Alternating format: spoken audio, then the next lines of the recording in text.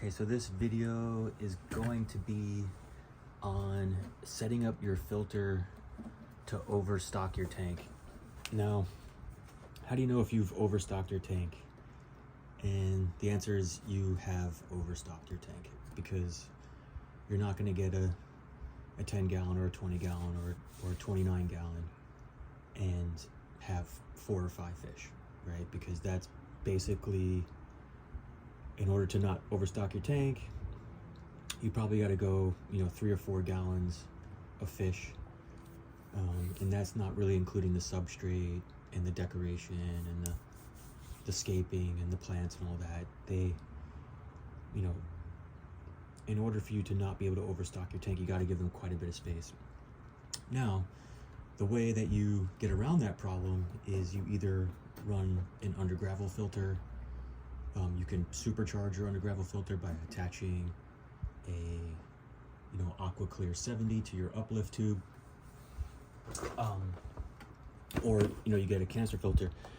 The Aqua Clear 70, the uplift tube will actually fit right over a 1-inch. You have to cut it, but you can basically adapt this to fit right over a 1-inch lift tube, and now you've turned your entire substrate into surface area for getting rid of all the waste and the ammonia and stuff like that, overfeeding, the whole 9 yards, right?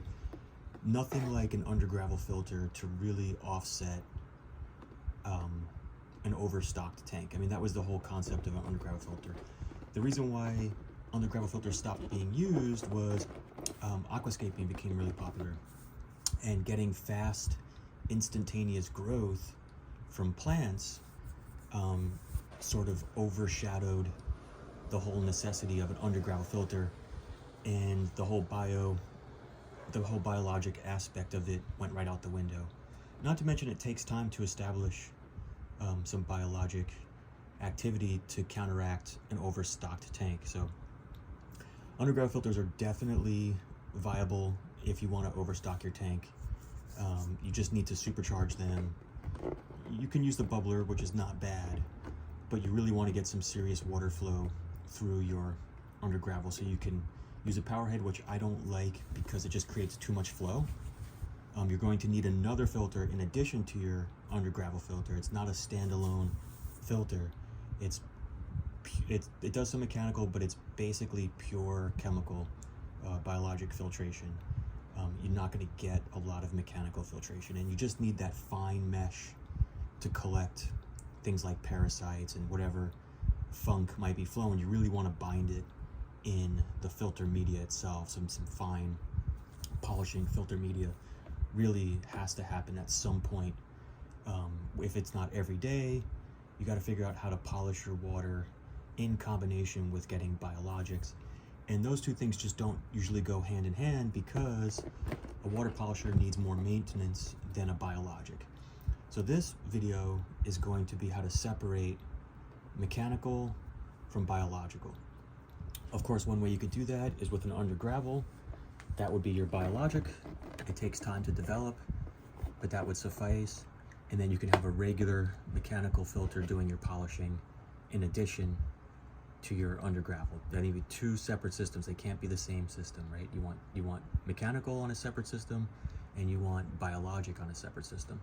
Because the biologic, you could just run. You can run. It never needs to be cleaned. In fact, cleaning it kind of defeats the purpose of it being a biological filtration.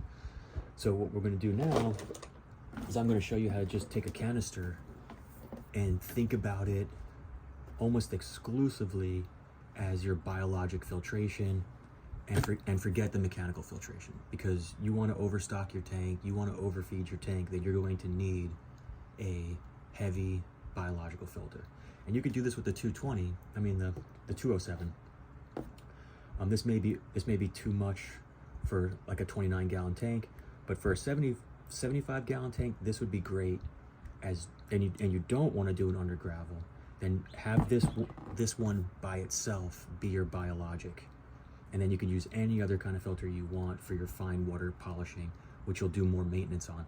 This one you'll basically just set up, and you might be in it max 3 months, or I'm sorry, minimum 3 months, and you could probably go max 6 months, depending on how you set it up. You could probably go a year and never be inside this filter, and you don't need to be. And I'm gonna show you how to set this up for almost strictly, well, we'll do strictly biologic, and then I'll do a little combo where maybe you can do 3 or 6 months before you need to before it starts to trickle. This has got a really powerful motor. It does 338 gallons an hour, 383 gallons an hour. I actually like the 207. I think you could, on a 75 gallon, I think you can run 2 207s, or at least 1 207 and 1 407, or you could save the wattage and stick with your 10 watts on the 2 207s and get quite a bit of filtration. It's only recommending 20 to 45 gallon. What you would do is that would probably be fine for a 75 gallon, two of these. Or you could run 1 407 doing heavy biologic, never be inside the filter, never worry about waste. You can have your mud substrate. You don't need the Undergravel, and this would be basically an ammonia digester, right? Nitrate producer. And then you could do your fine filter water polishing with this one, and just do more frequent maintenance on one of the machines. But anyway, I'm gonna show you how to set up this 407 for a biologic, almost exclusive. It's, it's not rocket science. It's pretty mainstream at this point. I'm sure you guys have seen it all. The reason why I like this filter is it's really convenient. It's basically silent. If you get the discounts at Petco, you can get this thing for under 200 bucks. I think I paid 180 at Petco with all my discounts. I'm really impressed with it. You could do get your silicone, water safe sealant, and kind of just, preemptively keep these parts nice and clean and fresh with some of that residue of that, like a silicone sealant. It's good for these gaskets. One of the things you gotta be careful with is that when you do your last tray, you don't put something that basically restricts this opening, because then it kind of just defeats the purpose right off the bat, where something got plugged too tight against this, and you restricted your flow before you even started, right? So just be careful with stuff like that. Sometimes what I do is I'll get one of the coarsest, almost see-through things, and maybe just cut a little square of it, and then just kind of put that here to make sure that water's not, the media is not packing itself against this thing, and just have a lot of buffer from here to there. So that's always important. This is, I believe they call this some form of a pre-filter, and that's fine. It may or may not be catching the way that the water travels down the canister. It may or may not be catching the fine debris, and it doesn't need to be.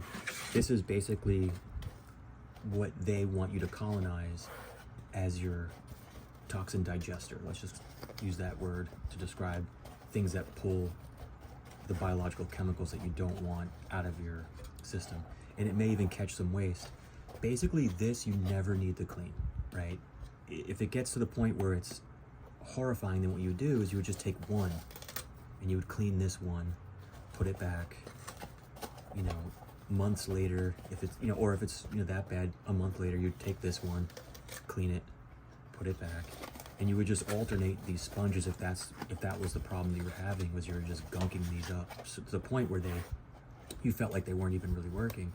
But the entire idea of these sponges is that they'll become completely colonized with all kinds of bacteria, and at that point, unless you were really convinced they weren't doing anything, which, the whole point of this is to become fully colonized, so even if it looks bad, it's probably a good thing. So you never really need to clean these. And if you do, you should alternate how you clean them. The water flows around these things. It doesn't flow through them. They're not really designed for the water to flow through more just to come in contact with and go around, right? And then eventually it finds its way to the bottom, the very, very bottom of the thing, and then it'll work its way back up these trays. I actually did a video where we followed the water. You could scroll down in my videos and see if you could find it. But the 407 is great because it comes with so many baskets. The one thing you should know right off the bat with these baskets is that there's actually 2 separate chambers. And the path that the water takes from below is actually 2 separate channels, which is kind of cool and gives you an opportunity to really customize how you're going to set these up.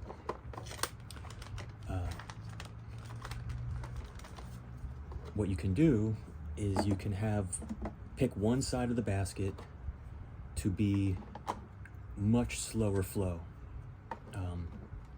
And that's fine because there's plenty of space for water to come up one of these channels. What I did is I just happened to have this media. Normally I put my media in bags,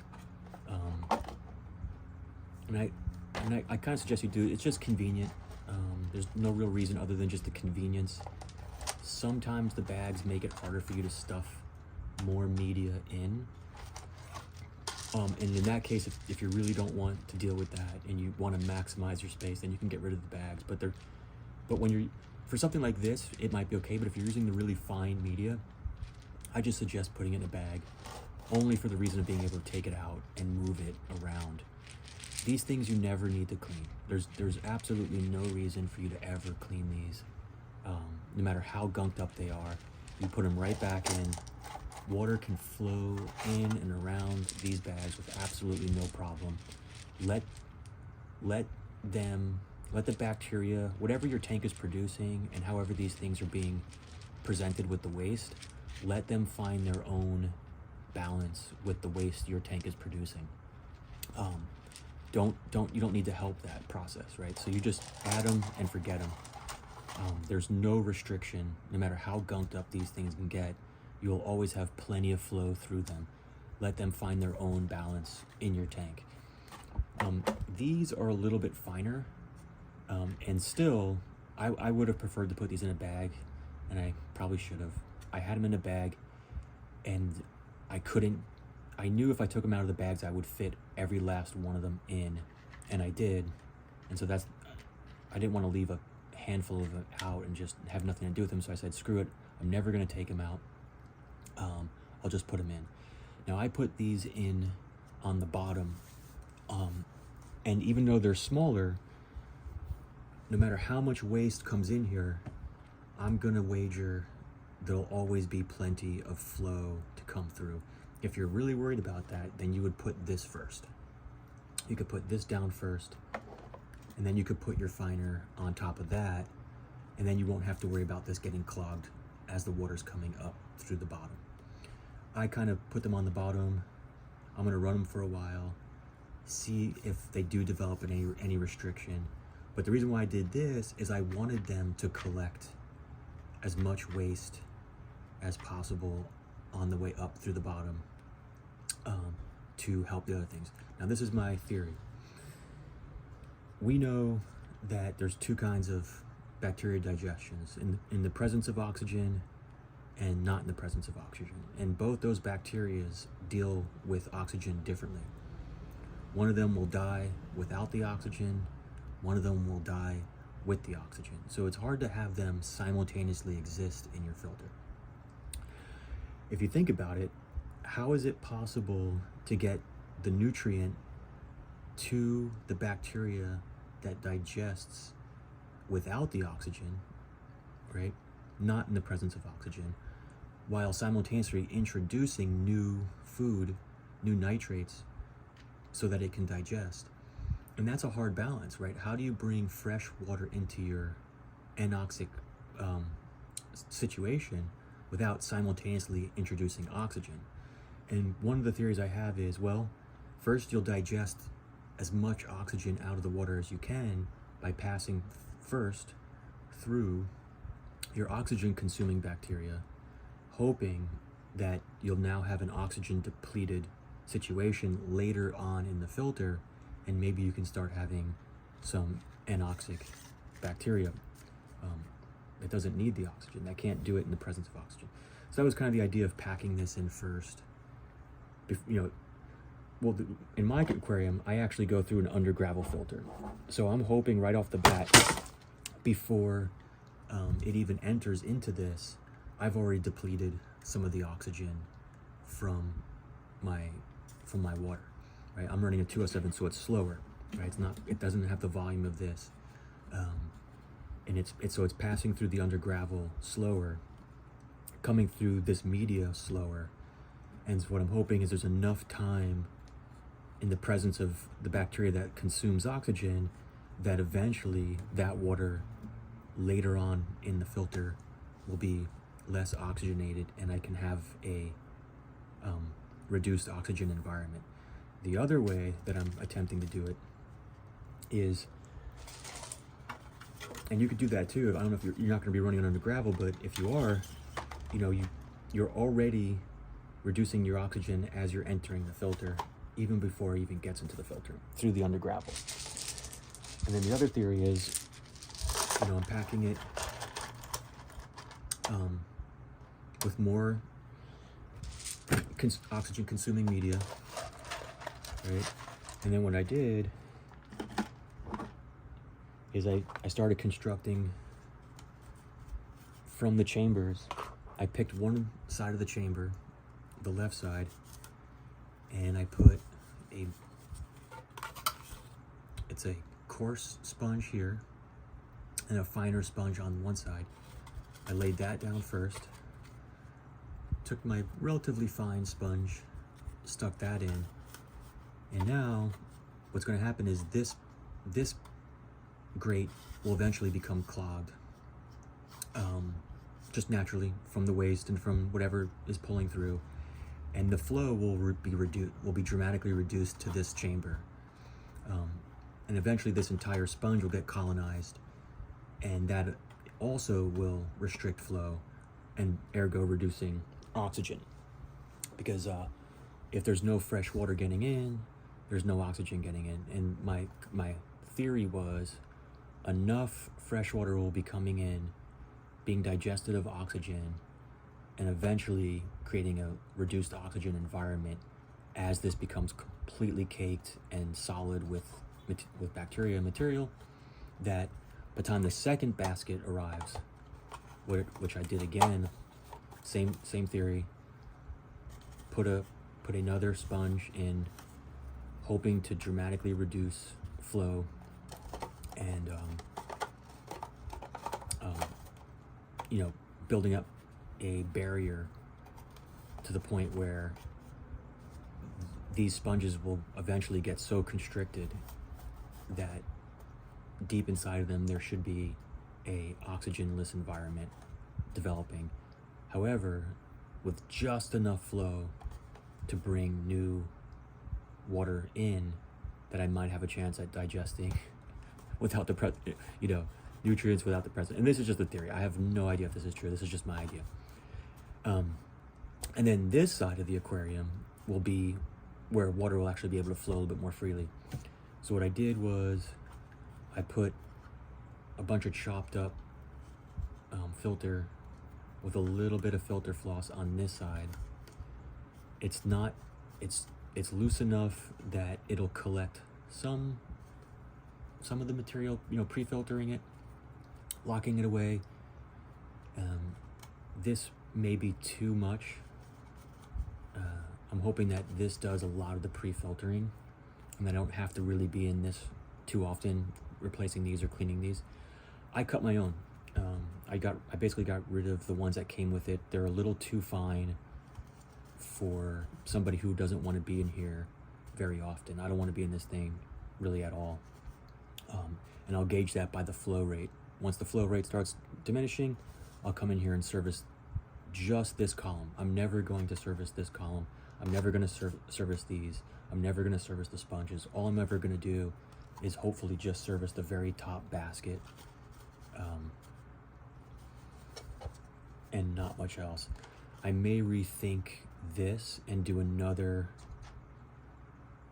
I don't have any more media, but if I did, I'd probably do another bag of media here and get rid of this, and I would only be servicing this last basket, right?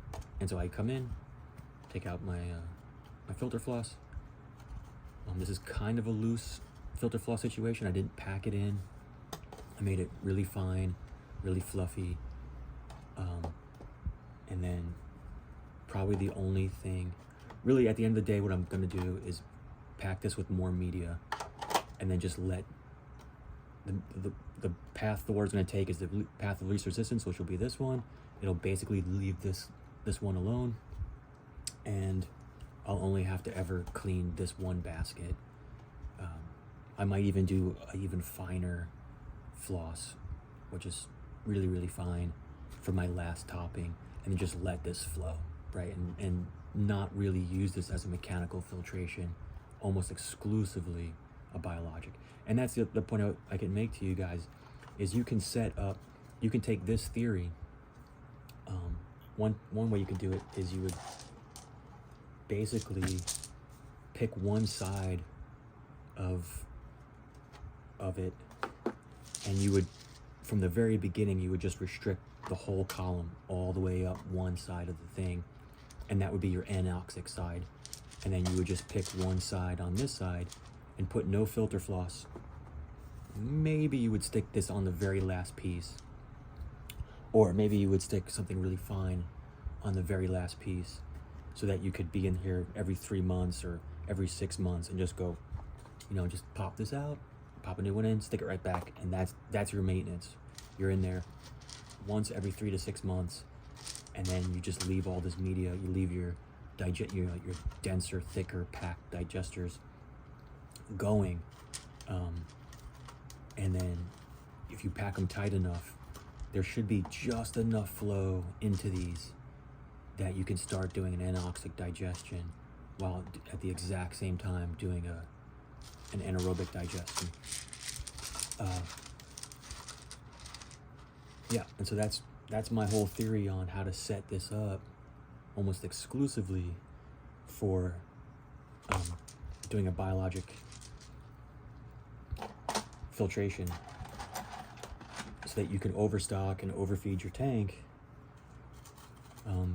and do zero maintenance on at least one of your filters, and have that, you know, that confidence to know your ammonia is all being taken care of. Now, one other thing is this has got a pretty high flow rate. It's doing 183 gallons an hour out of basically a 3/4 inch tube. That gets reduces down to a 1/2 inch. But what I would say to you is, if you're not going to do a hook it up to your Undergravel, then I would say get yourself a nice coarse, super coarse pre-filter sponge. Same theory is, well, you're gonna protect your baby fish and shrimp, but zero maintenance. You if it's coarse enough, not only will you protect your babies, but you won't be doing any maintenance on this. I know this is huge, but this is like if you got a big tank, you can hide this. This is like a 6-month sponge, right? You're not gonna have to touch this for 6 months. It's big enough that you know, hopefully, like I said, you're not gonna have to touch it. And then what you do is you get your downspout, leave this open. You can plug it if you want, but leave it open. And then I took a handsaw. I actually used a jigsaw because it's, you know, I didn't want to sit there with the handsaw, but it's basically the same width where you're getting these little slits. You don't want to make too big of a slit. And, you know, I didn't go all the way through. I kind of made a mistake here and started going all the way through, and I kind of weakened it a little bit, but it's actually plenty rigid. This was for my smaller sponge, right, that I only had about that big, which I think was like this sponge, right? And it just barely covered all those things. And even the hole in the bottom and all around there, you should get some nice flow through this sponge. and really fill it up if you need to. But these are too small. So you just do that same thing on the bigger sponge, but you have to go all the way up, right? And so that's how you hot rod your fluval for a, it's a little loose. You could always put like a rubber band around it or something like that, a black rubber band or a black zip tie. Once the suction's on it, it's actually gonna stay just fine. But unfortunately, these larger, or you get your lily pipes and they fit beautifully. That's why I got these. They fit beautifully on the stainless steel lily pipes. Anyway, but you can also do that on your outtake, right? So instead of having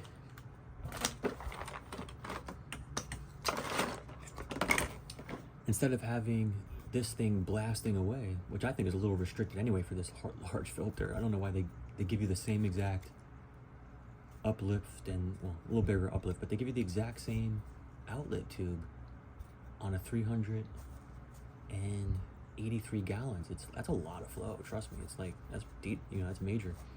Anyway, they should have given a bigger one of these, but what you do, so you don't have to have this tremendous flow because you have two massive filters on your 75 gallon, you just diffuse your outtake as well, right? Or branch it off, get a T and do multiple branches, so that way you're not pushing your fish all over the aquarium, unless that's something that's good for you. Not every aquarium needs that high flow rate. Or you get creative with your outflow, so that you just don't have like a whirlwind because you supercharged your. And the other thing too is if you build it like this, your flow is going to probably be maximized. You're not going to have a reduction in your flow 2 months later. You should be doing the full 380, which that might be an exaggeration, but even if it isn't, you should be doing the whole time that you have the filter set up like this, you should be doing your full 380. And so I don't know, guys, if that was helpful information, something to think about, give me a thumbs up.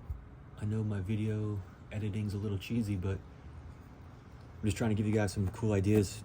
So if you watch the video, leave a comment and leave a like, and eventually I'll get better at this editing stuff and get a little bit better quality. But yeah, give it a little love. All right, I'll see you guys later.